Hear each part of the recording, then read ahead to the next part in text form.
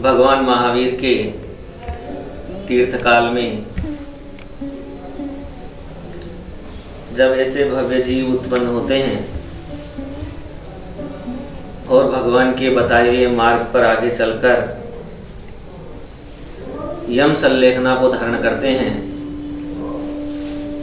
तब भगवान महावीर का यह तीर्थ जयवंत हो जाता है। ऐसे ही महापुरुषों के कारण ये तीर्थ सदाकाल जयवंत रहता है।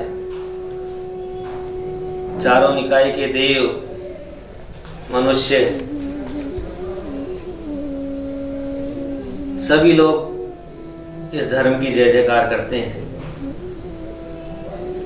आज माता जी ने उसी मार्ग पर आगे बढ़ते हुए आर्य शिवकोटि महाराज जी के बताए हुए मार्ग से, जो कि भगवान महावीर के मुख से निकला था, उसी मार्ग से इन्होंने संस्त्रारोहण किया है। आर्य शिवकोटि महाराज जिन्होंने भगवती आराधना ग्रंथ लिखा है, उन्होंने 4 प्रकार के संस्तर बताए हैं। ये संस्त्रारोहण क्या होता है, इसको जानना बहुत आवश्यक है। तो मरण कंडिका में आचार्य देव इसको कवच कहते हैं। ये संस्त्रारोहण जो 4 प्रकार का है, उसमें पहला है पृथ्वीमयी। पृथ्वी ऐसी होनी चाहिए जो उबड़ खाबड़ नहीं हो, समतल हो, जो पोली नहीं हो। ऐसी पृथ्वी पर भी संस्तर का आरोहण किया जाता है, शपथ के द्वारा आरोहण किया जाता है। दूसरा है शिलामयी। शिला ऐसी हो जिस पर शपथ को कष्ट नहीं हो, एक तरफ से ऊंची या एक तरफ से ढलान वाली, एक तरफ से झुकने वाली, ऐसी शिला नहीं चाहिए। शिला बिल्कुल समतल हो, प्लेन हो। उस शिला पर भी शपथ संस्त्रारोहण करता है। तीसरा दिया काष्ठमय, लकड़ी का संस्तर। वो लकड़ी का संस्तर ऐसा हो जिस पर छिद्र नहीं हो, जिसमें जीव जंतु निवास नहीं करते हो, जो अंदर से पोला नहीं हो। ऐसे शिला में, ये ऐसे फलक के संस्तर पर शपथ संस्त्रारोहण करता है। और एक प्रकार का संस्त्रारोहण दिया है तृण का संस्तर। ये तृण का संस्तर ऐसा होता है जिसमें गांठ नहीं हो, जो नरम हो, जो चुभता नहीं हो, जिस पर शयन करने पर शपथ को किसी प्रकार की पीड़ा नहीं हो। इन 4 प्रकार के संस्तर में से पूज्य माता जी ने फलकमय संस्तर पर आरोहण किया है, उसको चुना है। ये संस्तर पर आरोहण का मतलब क्या? ये इनकी संकल्प शक्ति का प्रतीक है। इन्होंने दृढ़ संकल्प कर लिया है कि अब मैं चारों प्रकार के आहार के त्याग के साथ अपनी कसायों को शमन करते हुए, शरीर को क्रस करते हुए, पूरी आत्म साधना के साथ पंच परमेष्टि भगवान का स्मरण करते हुए इस शरीर को छोड़ूंगी। कितना भी उपसर्ग आ जाए, कितनी भी प्रतिकूलता आ जाए, मैं भगवान के इस मार्ग, बताए हुए इस मार्ग से डिगने वाली नहीं हूं। इस दृढ़ संकल्प के साथ में इन्होंने संस्तर पर आरोहण किया है। और इस संस्तर पर आरोहण का मतलब ही यह है कि अपने परिणामों की विशुद्धि को निरंतर बढ़ाए रखना। और उसमें सहयोग करेंगी इनका ये माता जी, जो 24 घंटे इनके साथ में रहेगी। और जब भी ऐसा लगेगा कि इनके परिणामों में विशुद्धि घट रही है, तो ये बार बार इनको भगवान जिनेंद्र के दिव्य वचन रूपी औषधि का पान करवा करके इनकी विशुद्धि को बढ़ाएगी। और इनका स्वयं का आत्मबल और मनोबल इतना ऊंचा है कि हमें तो लगता है कि इनको बाह्य की आवश्यकता ही नहीं पड़ेगी। तो इस प्रकार से यह संस्तर संकल्प का प्रतीक होते हुए साधक को भी मजबूती प्रदान करता है कि मैं यहां तक पहुंच गई हूं, अब मुझे आगे ही बढ़ना है, पीछे नहीं लौटना है।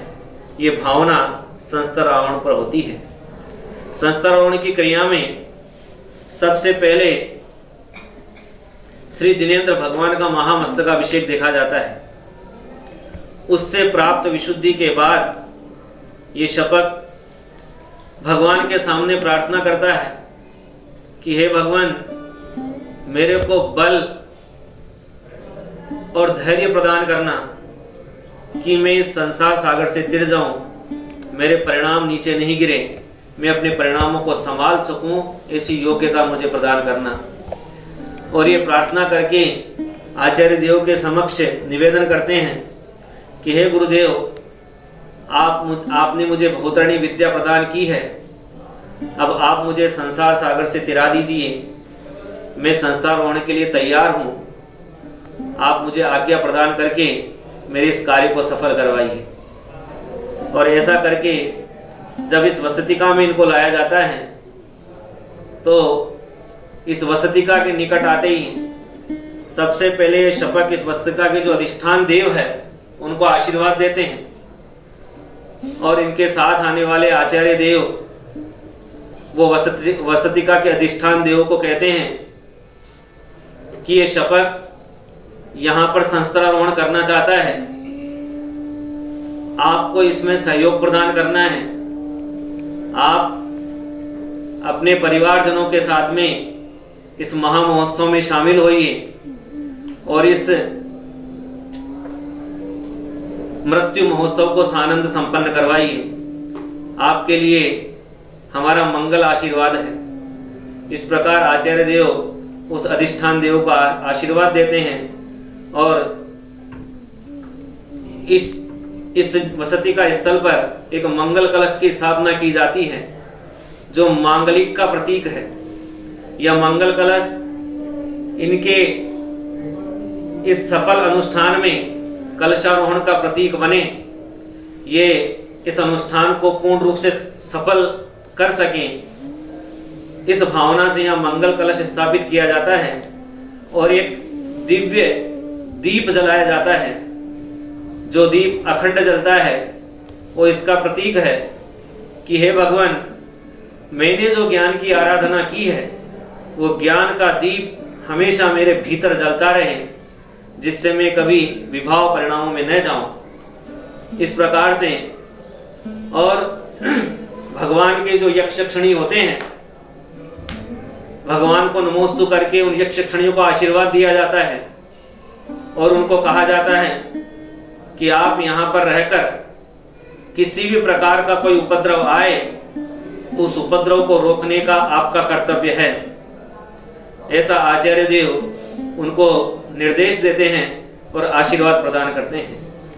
ये विधि संस्कारोहण की विधि प्राचीन विधि है जो परंपरा से इस प्राचीन संघ में चलती हुई आ रही है। और जब भी कोई शपथ इस तरह के संस्कारोहण को करता है तो इसी विधि पूर्वक उसका आरोहण कराया जाता है। और लगभग हमको तो पूर्ण आशा है कि जब भी किसी शपथ ने इस तरह से संस्कारोहण किया है तो अपनी साधना में सफल हुआ है, ये हमारे देखने में प्रत्यक्ष आया है। तो ये संस्कारोहण असामान्य क्रिया है, विशेष क्रिया है, जिसको करके ये महान जीव, महान पुण्यात्मा जीव ऊर्ध्वलोक की यात्रा की ओर अग्रसर होते हैं। इनके इस महान पुरुषार्थ को कोटि कोटि नमन करते हैं।